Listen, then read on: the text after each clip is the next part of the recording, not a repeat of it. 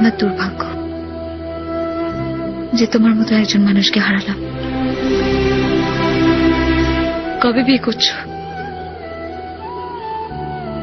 করব না,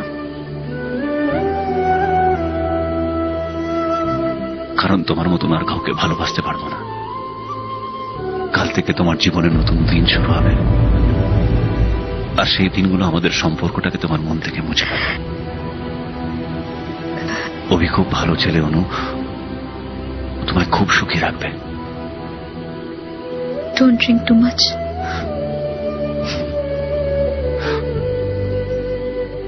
আমার একটা কথা রাখবে? একটু হাসো, হাসলে তোমায় খুব সুন্দর দেখায়।